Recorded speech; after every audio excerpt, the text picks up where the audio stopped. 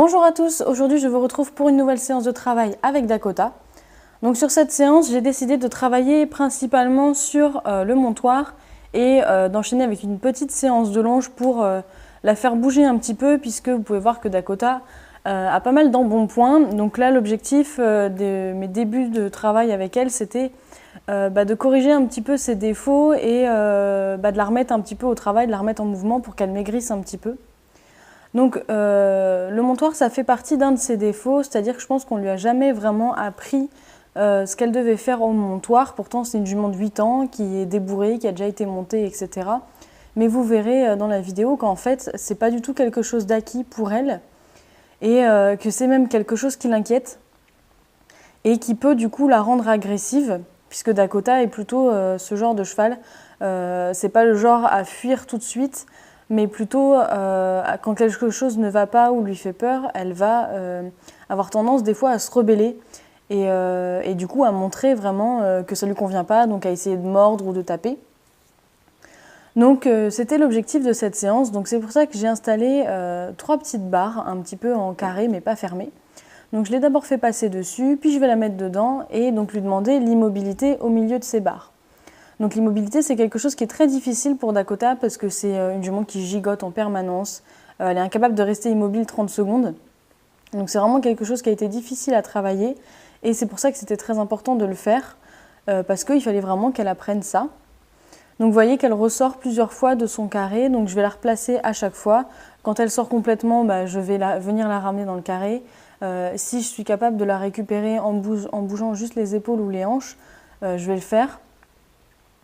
Donc là, vous voyez, je vais juste la ravancer un petit peu et puis pousser un peu ses hanches pour qu'elle se remette vraiment dans l'axe du rectangle.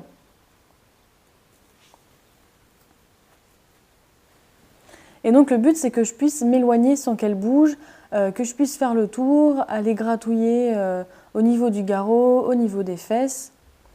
Et là, je vais commencer à sautiller. Et tout de suite, vous pouvez voir la réaction de Dakota qui relève la tête et couche les oreilles et regarde d'un air menaçant. En me menaçant de mordre, ce qu'elle va même faire, donc elle va vraiment jusqu'à mordre, et elle rigole pas du tout quand elle mord, hein, elle y met vraiment les dents.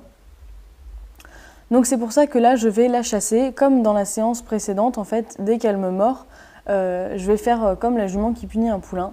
Donc je vais la chasser, la mettre un coup au galop, et donc c'est moi qui décide combien de temps dure la punition entre guillemets. Et c'est seulement une fois que j'aurai arrêté, donc là vous voyez j'ai déjà arrêté parce que elle n'est pas allée vraiment jusqu'au bout en fait, hein. Moi j'ai anticipé un petit peu la chose. Donc c'est pour ça que je l'envoie que quelques secondes, hein. Je ne fais pas durer ça très longtemps. Donc ensuite je vais la récupérer et je vais recommencer un petit peu à sautiller sur les côtés. Donc là vous voyez qu'il n'y a pas du tout d'immobilité, dès que je me mets à sautiller elle bouge.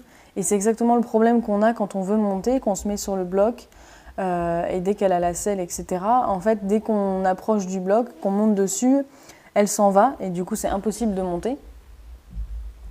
Donc là, pareil, elle me bouscule en respectant absolument pas mon espace personnel, donc limite dangereux puisque Dakota est vraiment très costaud et se sert de ses épaules comme d'un bulldozer.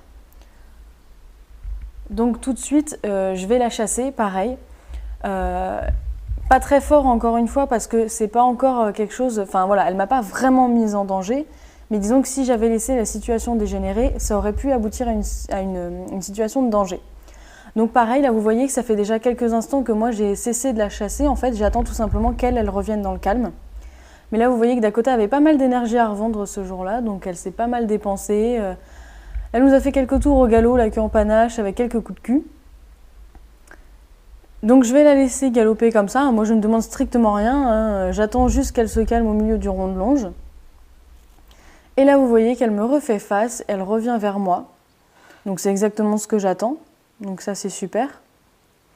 Et je la laisse se calmer et vous voyez que c'est elle qui fait vraiment le premier pas vers moi pour revenir vers moi. Et qu'elle vient donc chercher le confort vers moi. Et donc là c'est très important après ce que je viens de faire, de proposer au cheval un moment de retour au calme. C'est vraiment indispensable parce qu'on ne peut pas reprendre une séance de travail après justement cet éclat un peu de folie. Il faut vraiment un retour au calme très important Donc c'est ce que je vais faire, je vais rester quelques minutes en étant très très calme, très posée, pour lui transmettre moi mon énergie. Je vais la caresser, tout ça, pour vraiment la faire redescendre en pression. Et ensuite seulement, on va pouvoir reprendre le travail. Donc je la replace dans son petit carré. Je lui mets du confort à chaque fois qu'elle est dans cette zone délimitée. Et je vais continuer à travailler donc sur l'immobilité.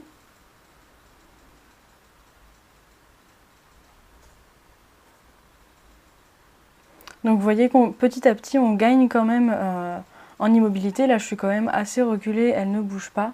Elle est quand même très curieuse, elle regarde partout mais elle ne bouge pas. Donc je vais féliciter évidemment dès que j'obtiens une bonne réponse. Et je vais recommencer à aller faire le tour.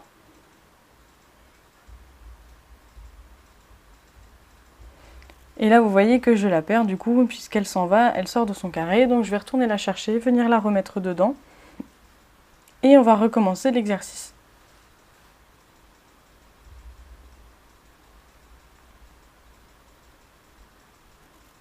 Donc ce qui est très difficile avec ce genre d'exercice, c'est qu'on peut facilement perdre patience. Et je sais que pendant cette séance, j'ai failli perdre patience au bout d'un moment parce que on a l'impression que le cheval se fout de nous, qu'on ne demande pas quelque chose de compliqué. Mais pourtant, il faut leur expliquer, leur faire comprendre ce qu'on attend d'eux, qui est une chose plutôt simple, mais il faut leur expliquer. Et si vous sentez comme moi que vous commencez à perdre votre sang-froid et que vous risquez de vous énerver, arrêtez l'exercice, ça sert à rien d'aller plus loin. Vous allez juste vous fâcher avec votre cheval, ça ne l'aidera en rien à comprendre. Et au contraire, vous n'allez pas créer un moment de décontraction pour faire comprendre au cheval que le montoir, c'est pas un drame et que justement, tout ce qu'on cherche, c'est qu'il reste immobile. Donc je vais recommencer un petit peu à sautiller à côté d'elle. Vous voyez que je la gratouille à chaque fois entre temps. Je commence à mettre un petit peu plus de poids. Vous voyez que son attitude a changé par rapport au début de la séance.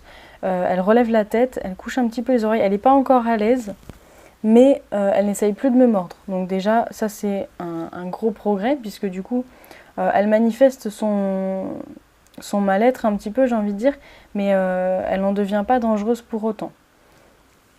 Là, vous voyez qu'elle tourne un petit peu trop le bout du nez vers moi. Donc moi, je vais lui repousser gentiment. Et si elle réessaye de me mordre, je vais faire pareil.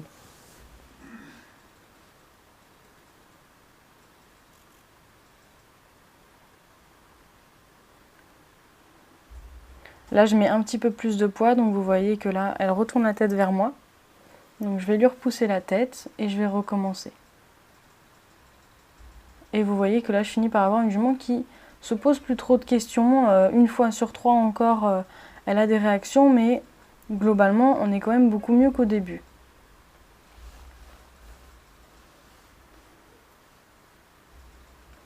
Là, je vais faire semblant de jeter un petit peu ma jambe au-dessus de son dos, sans lui donner de coup de pied, bien évidemment, sinon ça détruirait tout le travail que j'ai fait préalablement.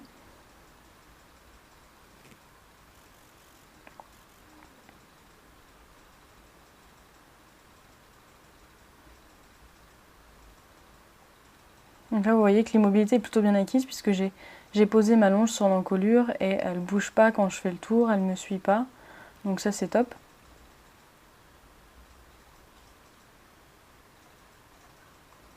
Je vais la faire reculer pour la faire sortir un petit peu du carré.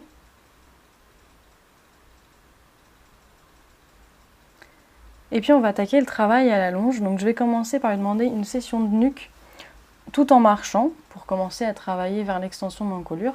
Donc chose qu'elle fait très bien et qu'elle comprend très vite. Donc j'insiste pas là-dessus. Et on va passer à notre petite partie séance de longe. Donc je commence par l'envoyer sur le cercle. Donc pas facile l'envoi sur le cercle parce que Dakota ne connaît pas du tout. Et que comme en plus elle utilise ses épaules comme un bulldozer pour nous rentrer dedans, elle a tendance à me foncer dedans. Donc là je demande un premier départ qui n'est pas très beau. Et je la fais revenir. Et je vais refaire pareil, redemander un autre départ et la faire revenir assez rapidement. Pour demander assez régulièrement des départs sur le cercle. Pour finir par en avoir un assez propre.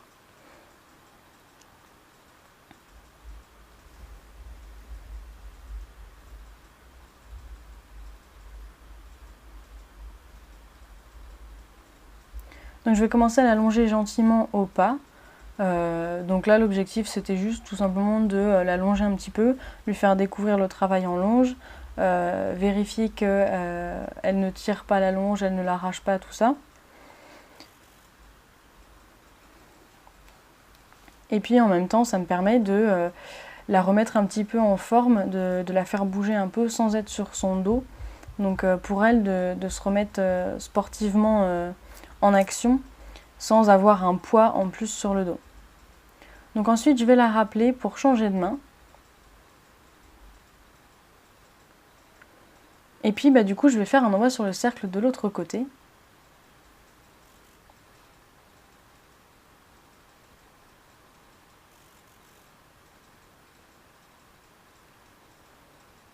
Donc de ce côté-là, elle a un peu plus tendance à résister, mais elle finit par y aller.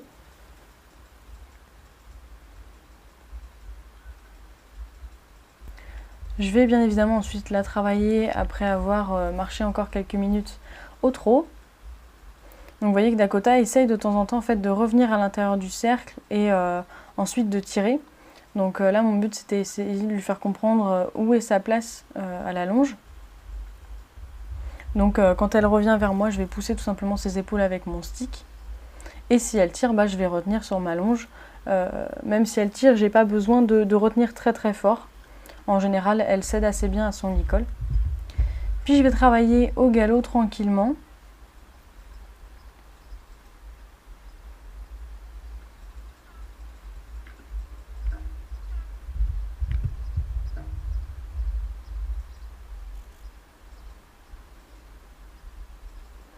Et puis après avoir travaillé donc aux 3 allures, je vais lui mettre 2 petites barres, 2 des barres qui étaient sur mon carré pour travailler l'immobilité. Je vais les mettre donc sur la piste pour lui faire passer gentiment au pas, histoire de lui faire lever un petit peu les jambes et puis qu'elle se muscle un petit peu. Donc je vais lui faire passer juste quelques fois en fin de séance, rien de bien exceptionnel, et puis on va terminer là-dessus. Donc voilà, j'espère que cette vidéo vous aura plu et je vous retrouve très bientôt dans une nouvelle vidéo.